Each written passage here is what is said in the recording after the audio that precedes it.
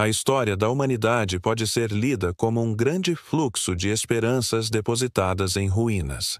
Civilizações inteiras se ergueram sobre ideias de virtude, progresso e ordem, apenas para serem corroídas de dentro para fora por aquilo que mais desprezavam: a covardia, a corrupção, a apatia dos justos. Desde o momento em que o primeiro homem contemplou o fogo e se viu capaz de dominar a natureza, o bem passou a depender de uma escolha ativa, custosa e incerta. O mal, ao contrário, sempre se insinuou com facilidade, com suas promessas de prazer imediato, dominação simples, reprodução inconsequente. A decadência do mundo atual, com seus sintomas culturais, morais e espirituais visíveis em todos os cantos, não é obra do acaso, tampouco castigo divino. É o produto direto de uma assimetria civilizacional brutal. Os bons não querem mais ter filhos. Os maus, sim. Não se trata aqui de um juízo simplista sobre quem é bom ou mau com base em padrões morais rígidos. Trata-se da diferença radical entre aqueles que têm consciência de suas ações, que refletem, que se importam com o impacto de seus gestos, que se perguntam se o mundo que deixarão aos filhos será suportável. E por isso muitas vezes decidem não ter filhos, e aqueles que não se importam, que se reproduzem como um impulso biológico cego, que veem os filhos como prolongamentos de seu ego, instrumentos de legado, ou até mesmo ferramentas para repetir, nas gerações seguintes, os mesmos ciclos de ignorância, violência, indiferença e ódio.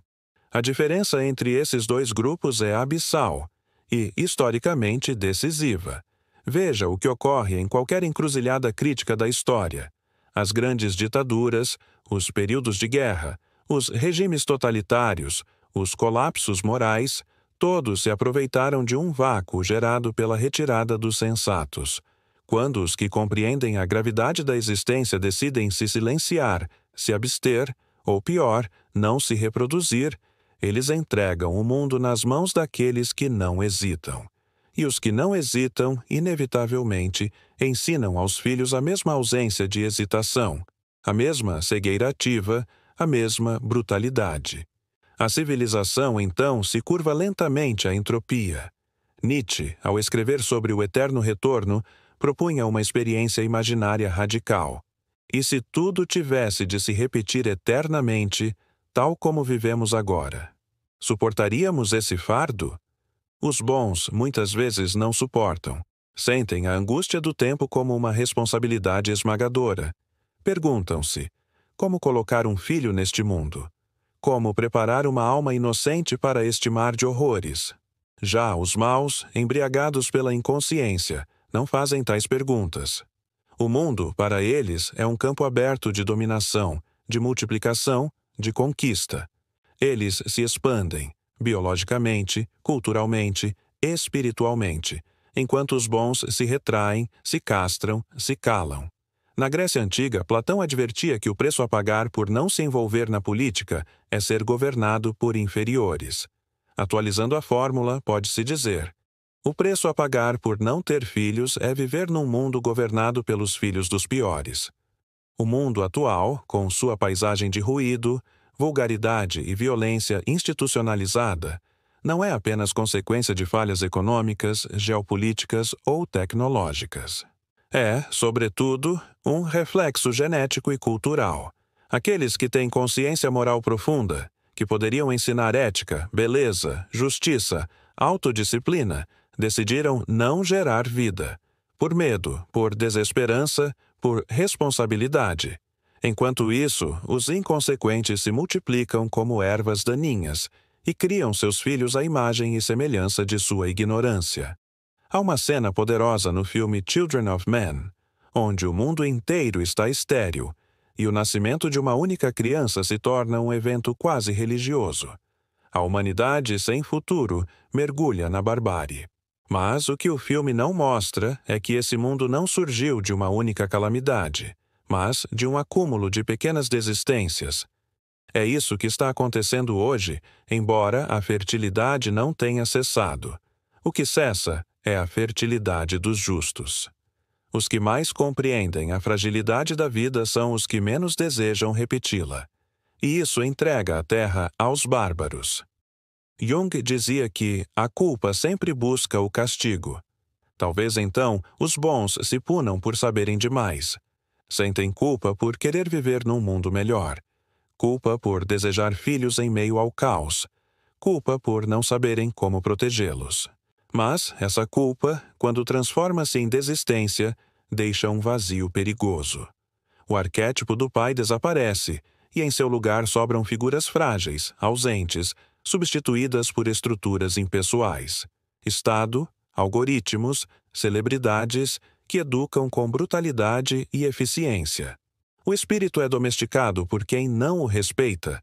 A alma da infância, que deveria florescer sob a luz de uma moral elevada, é moldada por quem não reconhece nem mesmo a existência da alma. A cultura atual está grávida de demônios e órfã de santos. É uma inversão simbólica assustadora. Enquanto os melhores hesitam, os piores marcham. Marcham com slogans, com armas, com redes sociais, com narrativas fáceis. Criam exércitos emocionais, intelectuais e literais. Não apenas têm filhos, programam os filhos. E o fazem com zelo quase religioso. Ensinarão desde cedo a mentir, a vencer a qualquer custo, a odiar, a repetir slogans em vez de pensar, a zombar da beleza e reverenciar o grotesco. Ensinarão que o mundo é uma selva e que bondade é fraqueza. Enquanto isso, os bons pensam, hesitam, lamentam. É necessário perguntar: de que adianta o saber se ele não se reproduz? De que serve a lucidez se ela não é passada adiante? O conhecimento, sem herdeiros, é como um templo abandonado. Torna-se ruína. O mundo está cheio de templos abandonados, de ideias grandiosas deixadas às traças, de valores eternos sem vozes para pronunciá-los. E por quê? Porque seus portadores se recusaram a multiplicar-se, física ou espiritualmente.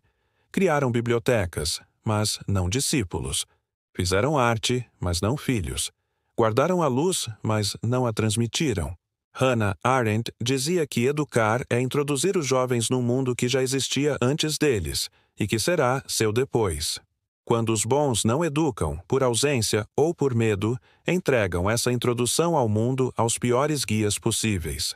Assim, os filhos dos maus crescem em um universo onde a crueldade é norma, a estética é pornografia, a virtude é zombaria. Não é que os maus sejam especialmente poderosos, eles apenas não encontram resistência. Porque a resistência não nasceu, literalmente. E aqui reside a ironia cruel do nosso tempo.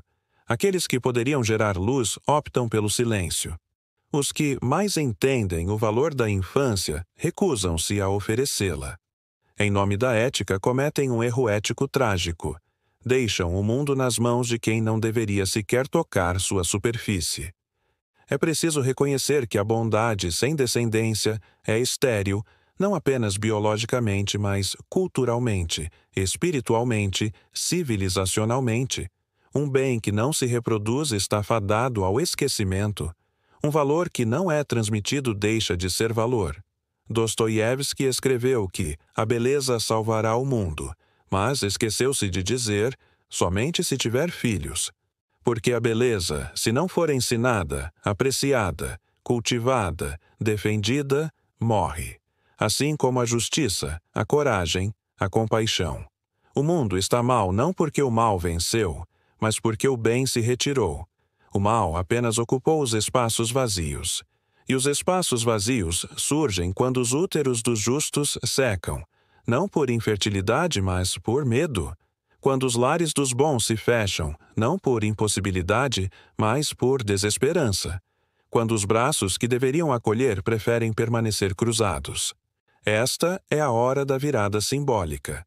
Os bons devem compreender que não se trata apenas de desejar um mundo melhor, mas de criá-lo, literalmente. Gerar filhos, educar filhos, proteger filhos, instruir filhos. Essa é a revolução mais profunda que se pode fazer hoje. Porque é silenciosa, invisível aos algoritmos, mas poderosa nas décadas seguintes. Um filho educado com ética, com estética, com consciência, vale mais que 1000 manifestos. Um filho que compreende o valor da verdade é um bastião contra o colapso do real. Um filho que sabe amar é um antídoto contra a crueldade fria do mundo moderno. Claro, não basta gerar filhos biologicamente. É necessário também adotá-los espiritualmente, ser mentor, guia, exemplo. Reproduzir o bem não é apenas procriar, é propagar. Mas os bons precisam entender que a sua ausência está custando caro demais. A cada dia que hesitam, o mundo escurece. A cada geração que não formam, a civilização enfraquece. A cada criança que deixam nas mãos do caos, aumenta-lhe a entropia. O tempo não espera. O mal avança.